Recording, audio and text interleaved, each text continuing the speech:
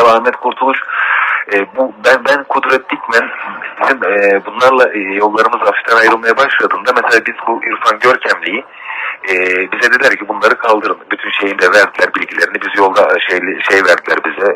Ne onun adı, bu arabaların üstüne polis sirenleri, polis şeyleri. Evet. Biz normal böyle polis görüntüleriyle gittik, bu adamı otobanda arabası çevrildi. Polis şeyleri, sirenleriyle falan bu adam alındı. Bu adam alındıktan sonra ben Kudret Dikmen'e mesaj attım. İşte İrfan Görkemli'yi aldık biz de. O da bana bu mesajlarda parmak işareti var, yani baş parmağına işaretler. Önce tamam ya da ondan sonra müsait olduğunda beni ara dedi. Ben bunun tabii daha sonra Kudret bundan çok pişman oldu. Hemen beni aradılar Ahmet Kurtuluş üzerinden. Dediler ki işte şu telefonu bize getirmen lazım falan. Ben de telefonunu onlara getirmedim. Çünkü o telefonda ben bütün yazışmalarımızı, bütün konuşmalarımızı bir şekilde delil olarak tutuyordum. Onlar ondan sonra benim bunları kaydettiğimi, bunları aldığımı şüphelenmeye başladılar. Ben vermeyince daha da fazla şüphelendiler. Bunun dışında telefonumda yine birçok şey var. Bunlar herhalde bir kısmını kayda almadılar, bir kısmını işlemediler. Mesela direkt orada Süleyman Gencer'in Nükhet Otar tarafından darp ettirildiğini, saldırı düzenlettiğini hepsini söylüyordum. Ama orada Nükhet Otar'ın adını hiçbir şekilde dosyaya koymadılar. Ama o 3 ağırdaki dosya incelense mutlaka çıkacaktır bunlar. Siz yurt dışındayken bazı eylemleri organize ettiğiniz yönündeki iddialarla hakkınızda 2 tane daha yeni iddianame hazırlandı. Şu anda yanınızda bulunan lider Can Göz de o iddianamenin sanıkları arasında. Evet. Bu iddianamenin içinde örnek vermek gerekirse İzmir eski milletvekili Bülent Baratalı'nın oğlunun iş yeri ve arabasının kurşunlatılması olayı falan da var.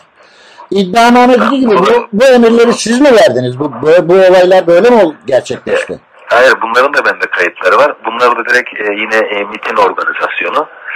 Onları da ben açıklayacağım. Onlarla da ilgili elimde kayıt var. Bütün bunların hepsini yine MİT'in içerisindeki bir takım dosya oluşturuldu. Yani aslında bunlar CHP'li belediyelere kayyum atamalarıyla ilgili bazı şeyleri vardı, bunların çalışmaları vardı. Bu çalışmalarda da yine benim yakın bir arkadaşım var. Onunla beraber hareket ediyorlardı. Ben de o konuya oradan vakıf oldum.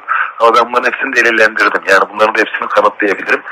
Şimdi bütün bu suçlamaların benim üstüme atılmasının tek sebebi, ben tabii tamamen kendimi çok suçsuz olduğumu da söylemiyorum. Yani ben öyle bir iddiam yok. Yani bir takım şeyler yaşandı, oldu ama ben bunları tek başıma yapmadım.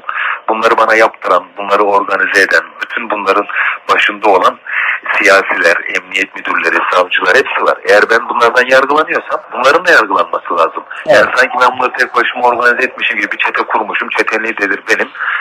Bunlar hiçbir bu isimleri yok, bir şeyleri yok. Çok masumlar. Asbelkader işte birkaç ifademde olay, işte Kudret'in ismi karışmış, birkaç kişinin ismi karışmış. Diğer Nükhet ortada yok, Okan Batu ortada yok, MİT Bölge Başkanı ortada yok, dönemin istihbarat organize şube müdürleri, terörle müdürleri, diğer AK Partili yetkililer hiçbiri ortada yok. Yani bu adil değil yani. Ben bunları bu insanlarla beraber yaşadım. Bu insanlarla beraber biz bunları yaptık. Bu yüzden ben de hepsini açıklıyorum. Yani elimde deliller var. Hep açıklayacağım. Onlar beni Gürcistan'a öldürmek istediler, susturmak istediler. Ekip yolladılar. Başaramadılar, öldüremediler. Ben ölümden de korkmuyorum. Her şeyi anlatacağım. Benim yerimde belli. Cezaevindeyim. Burada da beni öldürtmek istiyorlar. Eğer güçleri yetiyorsa öldürebiliyorlarsa öldürsünler. Ben bütün önlemlerimi almışım. Yani beni susturamazlar. Yani ben ölsem de bir şey de olsa ben bu bütün delilleri Almanya'da yaşayan dostlarım var. İşte onlara gerekli şekilde anlatmışım. Nasıl olur, bana bir şey olursa ne yapmaları gerekiyor falan. Onun için ben rahatım. Herhangi bir şeyim, kaygım da yok. Ben söylediğim her şeyi de kanıtlayamayacağım. Yaşadığımız birçok şey var. Mesela bana liman operasyonu ile ilgili bu şeyler vardı. Emniyet müdürleri, Mehmet Ali Şevikler falan. Bunları vurdurtmak istediler ama mesela şimdi ben bunları kanıtlayacak delillerim o zaman yok. Onun için bunları dile bile getirmiyorum. Niye getirmiyorum? Çünkü sadece söylediğim şey şeyde kalacak. İddia olarak kalacak. Ama öbür türlü söylediğim her iddiamı kanıtlayacak delillerim olduğu için onları çok rahatlıkla söylüyorum. Çok fazla olay var. Çok fazla.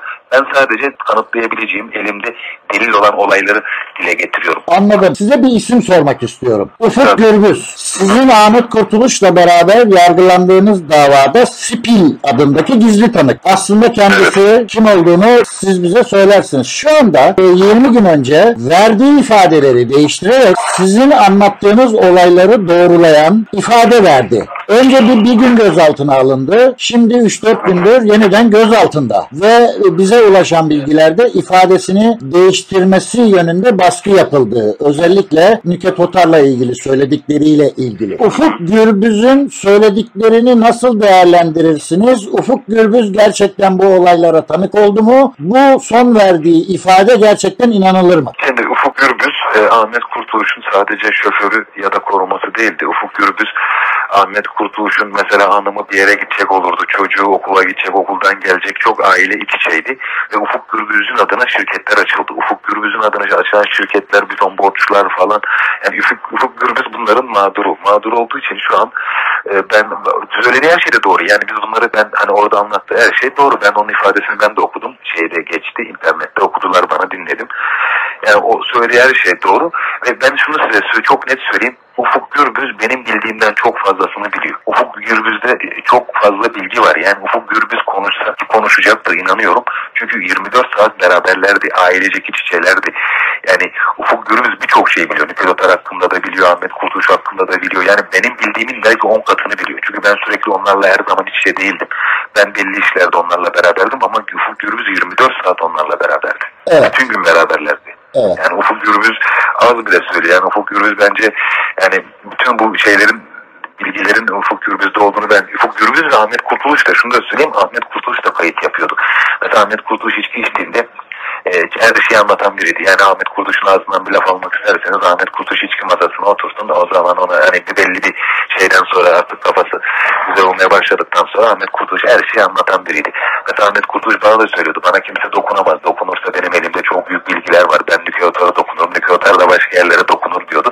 Nitekim Ahmet Kurtuluş tutuklandıktan sonra da zaten konuşacağını, bilgilerini Nükhet Otar'a gönderir. Resmen tehdit etti. Nükhet Otar da onu raporlar hepsi yani normal raporun dışında abartılı raporlar hazırlandı. Ondan sonra Ahmet Kurtuluş tahliye edildi. Ondan sonra susturuldu. Yani bu konuyla ilgili son bir soru sormak istiyorum. Bu kadar şey yaşadınız. Bu kadar yurt içinde ve yurt dışında bir takım ilişkileriniz oldu ve olaylar ortada. Çok net bir soru sormak istiyorum. Ahmet Kurtuluş'u sizce kim öldürmüş olabilir? Ahmet Kurtuluş'u aslında bu soru çok basit bir soru. Ahmet Kurtuluş'un konuşması. Ahmet Kurtuluş konuşmadı.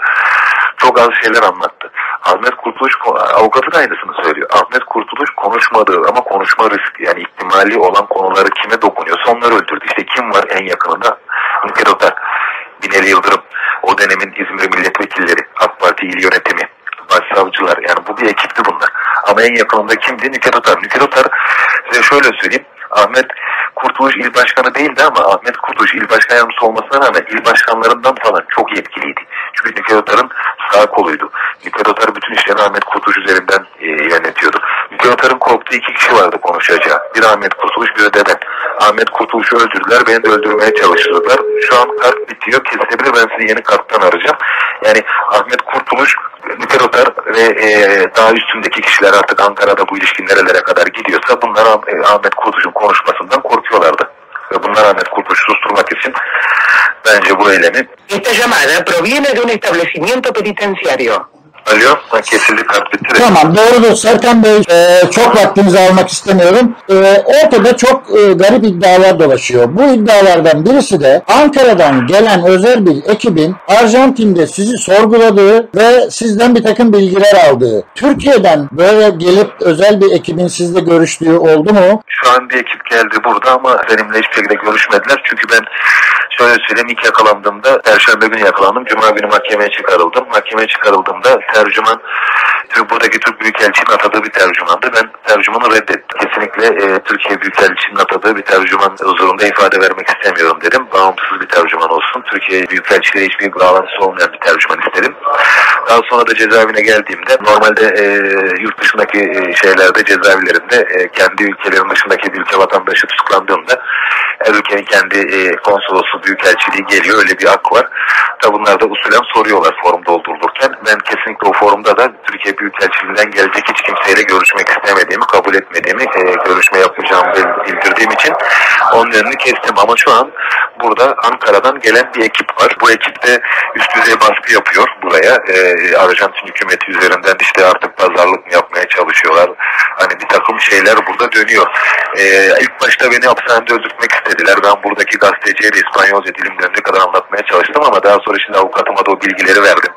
Onunla da ilgili bazı şeyler var cezaevinde. Yani onlar bana bazı teklifler de yaptılar. Dışarıdan haber de gönderdiler falan. Ben tabii hiçbir şekilde onlarla görüşmeye yanaşmadım ama onlar şu an buradalar. Yani burada Ankara'dan gelen bir ekip var. Direkt benimle bir temasları olmadı. Yani ben önünü kestim. Sizi Arjantin'de Gülen cemaatinin koruduğu, kolladığı, avukatınızı onların tuttuğu, sizinle ilgili bütün işlemlerinde cemaat üyeleri tarafından yapıldığı söyleniyor.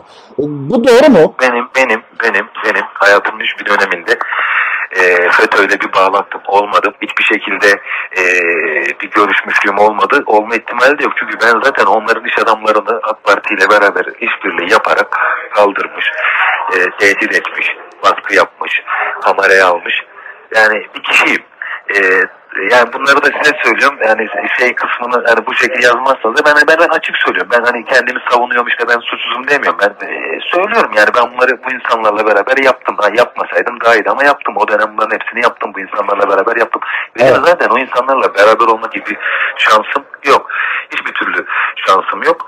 Bir de burada zaten FETÖ'nün falan hiç güçlü de değil burada bu taraflarda. Yani böyle bir varlıkları da yok burada. Benim avukatlarıma gelince ben burada eski bir hakim tuttum daha önce. Hakimlik yapmış. Daha sonra onlarla memnun kalmadım. Yani gerekli gibi ilgilenemediklerini düşündüm. Onlarla yoluma ayrıldım. Sonra şimdi burada yine Yahudi bir bayan var. Yahudi kökenli ama burada iyi bir avukat ekibi falan var. Şimdi onlarla beraber çalışıyoruz. Beni zaten dikkat edersiniz. Yani ben bütün hepsini buradan içeriden takip ettiğim kadar edebiliyorum. Beni zaten FETÖ'nün bana iyi gözle bakma şansı yok. Belki şu an söylediklerim onların da işine geliyordur bu doğrular. Çünkü bunlar yaşanan şeyler. Ben kimseyi aklamak adına veya kimseyi karalamak adına değil. Ben yaşadıklarımı anlatıyorum. Yani AK Parti'nin içinde bu işlere karışmamış olan insanlar da ben niye herkesin ismini söylemiyorum? Niye mesela hani ben kimlerle bu işleri yapmışsam, kimler bu işin içindeyse, kimler beni yönlendirmişse ben onları söylüyorum. Ama bu cemaatin mi işine gelir, FETÖ'nün mi işine gelir, başka yerin mi işine gelir ben orasına da bakmıyorum. Ben yaşadığım olayları olduğu gibi anlatıyorum. Evet. Hiç kimseden de hiçbir şekilde ben kendi avukatlarımı kendim tuttum, kendim avukatlarımın parasını ben kendim veriyorum, kendi mücadelemi kendim veriyorum. Yani hiçbir şekilde bunu kabul etmiyorum. Zaten şu an medyada şunu yapmaya çalışıyor. İşte bu yeni haftalarda da bir haber çıkmış. İşte Serkan FETÖ'cüdür, işte teröristtir falan. Şimdi bunları benim söylediklerimi itibarsızlaştırmak için ben de milliyetçi çevrede sevilen biriydim. Burada beni sözlerimi yani bir kişinin sözünü itibarsızlaştırmak istiyorsanız önce onu itibarsızlaştırırsınız. Şu an onlar da onu yapmaya çalışıyorlar. Ama benim için çok önemli değil. Ne derlerse desinler, ne nasıl bir ön yargı, bir algı oluşturmak isterlerse istesinler. Ben yaşadığım bütün bildiğim doğruları anlatacağım. Kimse engel olamayacak. Serkan Bey, son bir soru size. Arjantin'de yasa dışı yollardan ülkeye girmek suçlamasıyla tutuklandınız. Ardından da siyasi sığınma talebi istediniz. Şu anda bulunduğunuz hapishanede durumunuz nasıl? Yasal süreç ne aşamada ve serbest kalırsanız Arjantin'de mi yaşayacaksınız? Şimdi ben şöyle anlatayım size. Ben Gürcistan'da Interpol tarafından gözaltına alındım. 8 ay ceza ama ben Gürcistan'a kendi kimliğimle gitmiştim. Yani ben Türkiye'den çıkarken hiçbir aranmam, hakkımda hiçbir yakalama kararı hiçbir şey yoktu. Ben normal kendi kimliğimle bu Andrei Brunson olayından sonra baskılar artınca ona yönelik eylem yapılması yönünde. Ben de Amerikalı bir din adamına bir eylem yapılmasının ülkenin menfaatine olmayacağını, yani benim de başıma çok büyük şeyler açabileceğini gördüğüm için, ülkeye de zarar olacağını gördüğüm için ben ülkeyi terk etme kararı aldım. O dönem benim pasaportum da yoktu. Daha sonra da çıkaramadım zaten. Pasaportum olmadığı için kimlik kartıyla gidebileceğim ülkelere baktım önce. Bunların arasında Gürcistan vardı, Türkiye sınırdı. Orada da tanıdıklarım da vardı. Gürcistan'a gitmeyi tercih ettim. Gürcistan'a gittim. Gürcistan'a gittikten sonra ben geri dönmeyince aklımda Interpol kararı çıkardılar. Ben 8 ay cezaevinde yattım. Mültecilik talebinde bulundum. Evet. Gürcistan Türkiye ile komşu olduğu için sadece Türkiye ile değil komşu olduğu hiçbir ülkenin mültecilik talebinde bulunan kişilere mültecilik vermiyor. Geri de gönderme. Ben Gürcistan'dayken Kızılaç yetkilileri her hafta benim ziyaretime geldiler. İşte çünkü bu haberler çıktı. Türkiye'nin beni öldürmek istediğini onlar da biliyordu. Bu istihbaratı almışlardı. Her hafta ziyarete gelip beni cezaevinde bütün bunlar hepsi resmi kayıtlarda var. Daha Tiflis'teki başkentteki Kızılaç organizasyonu yetkilileri benimle ilgili Gürcistan Adalet Bakanlığı'na, Gürcistan Başsavcılığına bir de yargılandığım mahkemeye benimle ilgili bir tavsiye mektubu yazdılar. İşte Serkan Suç Türkiye'ye gönderilirse can güvenliği riski vardır. Evet. Lütfen bunu kararınızda dikkate alın diye. Bu karardan sonra Gürcistan beni yollayamadı ama tabii Türkiye çok baskı yapıyordu ama tabii Birleşmiş Milletler gönderiyordu mahkemelerime. Temsilci gönderiyordu. Evet. Gürcistan beni yollamayınca ben çıktım. Ama ben çıktıktan sonra Ahmet Kurtuluş olayı olduktan sonra Türkiye beni öldürmek için de bir ekip yolladı. Gürcistan'a yolladı. Tabii Gürcü istihbaratı bunu haber alınca bizi uzaktan korumaya başladı ve bize resmen şunu söyledi. Yani dedi biz de Türkiye ile komşuyuz. Aramızın da açılmasını istemiyoruz. Sizi Türkiye'ye şimdi usulsüz gönderirsek gönderemeyiz. Kızılaş'ta Birleşmiş Milletler'de bunlarla sorun yaşayacağız. Avrupa İnsan Hakları Mahkemesi. Evet. Göndermesek Türkiye ile sorun yaşıyoruz. Burada herhangi bir karşı bir eylem olsa biz zor durumda kalacağız. Bu yüzden benden resmen ülkeyi terk etmemizi, hatta bu konuda bize yardım edeceklerini de söylediler ve ettiler de. Biz pasaport temin etmemize de yardımcı oldular. Biz pasaport temin ettik. Çünkü gitmemiz gerekiyordu. Yani orada can güvenliğimiz yoktu. Polisler resmen bizim çıkmamızı istediler. Biz geldik. Gürcü polisi bizi şöyle de söyleyeyim ben size. Gürcü sınırından Azerbaycan sınırına geçerken polisler resmen kafasını çevirdi. Biz normal sınırdan geçtik. Biz sınırdan geçtikten sonra Azerbaycan'da normal bize mühürlü vurdular zaten. Gürcistan mühürlü pasaportları bize vardı. Biz normal resmi çıkış yapmışız gibi Azerbaycan'a gittik. Azerbaycan kimden kaldıktan sonra buralara kadar geldik. Uzatmayayım, o kısmı anlattım. Burada da yakalandık. Burada da yakalandığımızda üstümüze tabii sahte pasaportlar da vardı. Ben yakalanmaz mültecilik başvurusunda bulundum. Mültecilik başvurumuzun mülteciliğimiz değil ama başvurumuz kabul edildi, incelemeye alındı. Evet. Biz de hakkımızdaki delilleri, bir takım delilleri hepsini avukatım kanalıyla sunduk. İade mahkemesi burada karar alabilmesi için mültecilik mahkemesinin nihai kararı önemli. Mültecilik mahkemesi karar vermeden zaten iade kesinlikle olmuyor. Pasaport mahkemesi de şu an devam ediyor. O pasaportla da hiçbir suç işlemedik. Sadece buraya gelmek, ulaşım için kullandığımız da ortaya çıktı. Evet. Şimdi burada bu çok kısa süre içerisinde mülteciliğimizle ilgili bir karar verecek. Karar aşamasına geldi. %99'da kabul ediliyor. Kabul edildikten sonra zaten pasaport davası da düşüyor. Çünkü biz can güvenliğimiz için, hayatta kalabilmek için buraya bu pasaportu edinmiş olduğumuz için yasalara göre o da artık ceza almaktan düşüyor. Bize burada muhtemelen çıkar çıkmaz Arjantin mültecilik pasaportu verecek. Biz o pasaportla dünyanın her yerine, Türkiye hariç gidebileceğiz. Ben kesinlikle burada kalıp burada yaşamak istemiyorum. Çünkü güvenli yerler değil. Türkiye burada arkamızda. Avrupa'nın veya Kanada'nın daha güvenli olduğunu düşünüyorum. Ya Kanada'ya ya da Avrupa'ya, Yunanistan'a gelmeyi düşünüyoruz. Yani böyle bir planımız var. Tabii zaman neyi gösterecek bilmiyorum ama yani şu anki bu. Görüntü bu. Anladım. Serkan Bey, her şey için çok teşekkür ederim.